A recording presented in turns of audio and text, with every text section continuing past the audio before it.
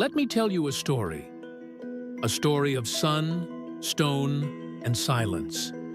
It begins over 4,000 years ago, on the edge of a golden desert where the Nile River flows like a ribbon through the heart of Egypt. Back then, this land was ruled not by kings, but by gods, or so the people believed. Pharaohs, they called them, half man, half divine, whose word could raise cities, move armies, and build eternity. One such pharaoh was Djoser. He was a visionary, but not alone in his dreams. By his side stood a man unlike any other, Imhotep, not a pharaoh, not a warrior, but an architect, a thinker, some say even a magician. Together, Djoser and Imhotep changed history. They didn't just want a tomb, they wanted to make something the world had never seen before, something to touch the skies. What they built was a giant staircase made of stone, what we now call the Step Pyramid.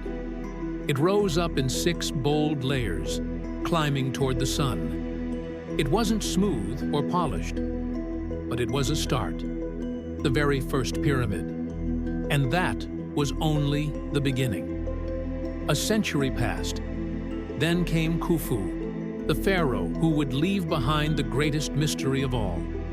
He ordered the building of the Great Pyramid of Giza. No one had ever seen anything like it, and no one ever would again. It rose taller than any man-made structure for nearly 4,000 years, taller than cathedrals, taller than castles, made not of a few stones, but millions. Each one weighed as much as an elephant. Some stones came from quarries hundreds of miles away, carried somehow without wheels, without steel, without machines. And yet, they arrived. Some say there were ramps, long and winding. Others believe they used water to reduce friction, wetting the sand in front of sleds to slide the stones more easily. There are even theories of spiral ramps built inside the pyramid itself. But here's the strange part. No one really knows, not even today. There are no ancient blueprints, no carvings that show how it was done. It's as if the Great Pyramid just appeared. And then there's the precision. The Great Pyramid is perfectly aligned to true north, more accurately than some modern buildings.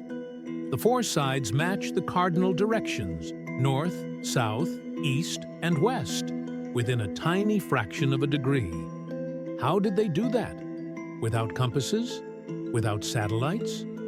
Some say they used the stars. The ancient Egyptians were masters of the sky. Others whisper of lost knowledge. Even technology forgotten by time. But the pyramid does more than point to the heavens. It holds secrets in numbers. When you measure the base of the Great Pyramid, then divide that by its height, you get something astonishing. A number close to pi. And that's not all. Some believe the pyramid contains values that relate to the Earth's circumference, and even the distance between the Earth and the Sun. Was this just a coincidence? A trick of numbers? Or did the ancient builders know far more than we think? Now, let me take you inside. Deep within the Great Pyramid are long passageways, sharp angles, and narrow shafts. Some lead to rooms, others lead nowhere. But in 2017, something was discovered that shocked the world. Using cosmic ray scans, scientists detected a giant empty void above the Grand Gallery. A space as large as a jet plane, hidden, silent, untouched. No one knows what's inside. There's no way in, not yet. Could it be a hidden chamber, a sealed tomb, or something left behind? Something that was never meant to be found? The pyramid, after all, has no markings, no inscriptions. Not a single word tells us who built it or how. And for a tomb, it's oddly empty. No mummy, no treasures, no sarcophagus in the king's chamber, just an empty granite box. Some believe it was looted. Others think it was never used. But there's another theory. Some believe the pyramid wasn't just a tomb. It was something more. An energy device, a portal to the afterlife, a map of the stars. Look from above, and the pyramids of Giza line up almost exactly with Orion's belt, a constellation the Egyptians associated with Osiris, god of the dead. Is it just poetic or intentional? Why did they build these mighty tombs to mimic the sky? Now, let's zoom out for a moment, because behind the glory was hard work. Contrary to Hollywood myths, the pyramids weren't built by slaves. They were built by skilled laborers, farmers during the flood season, craftsmen, bakers, engineers. These people lived in villages near the construction sites. They had food, shelter, and tools. They even had doctors. They built not out of fear, but pride. They believed they were helping build eternity. And maybe they did. Today, the pyramids still stand, tall and proud, as they have for thousands of years. They've seen empires rise and fall. They've stood through earthquakes and storms.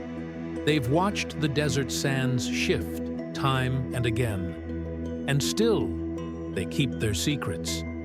Some think we'll never know everything, that the truth lies buried, hidden in stone, waiting for the right eyes to see it. But perhaps the greatest truth is this: the pyramids were never just built for the dead.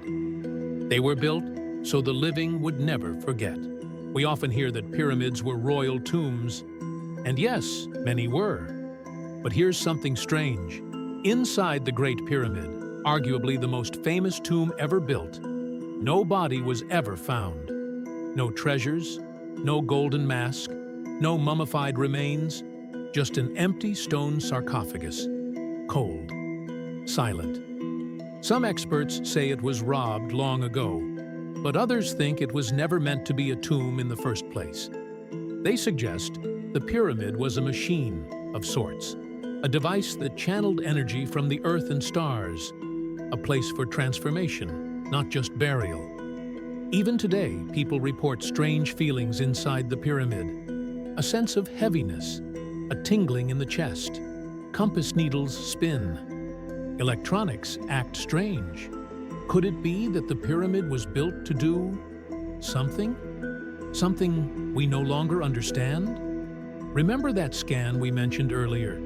The one that revealed a massive empty space inside the Great Pyramid? Let's go back there for a moment. Discovered in 2017 using muon tomography, a kind of cosmic ray imaging, scientists found a void at least 100 feet long, sitting just above the Grand Gallery. The chamber is completely sealed. No known passage leads to it. No ancient texts describe it. And yet, it's there. Some believe it's a weight-relieving structure. Others think it may hold the real burial chamber, untouched by looters. And then, there are those who believe it's a deliberate time capsule, hidden for a future generation to find when the world is ready. Maybe us, maybe you. If you look up at the night sky and then look down at the layout of the pyramids at Giza, something magical happens. They align almost perfectly with Orion's belt, the three stars that ancient Egyptians connected with the god Osiris, ruler of the afterlife. But here's the twist. The positioning of the pyramids only matches Orion's belt, as it looked around 10,500 BC, thousands of years before they were built. So the question is, did the ancient Egyptians know the sky's movements that far back? Or are the pyramids much older than we think? Could they be built on top of something even more ancient? The ruins of a forgotten civilization? Some researchers believe the Sphinx, nearby, shows signs of water erosion, which would date it to a time when Egypt was much wetter, possibly before recorded history. If that's true, The pyramids may not be the beginning of civilization. They might be the last memory of something lost,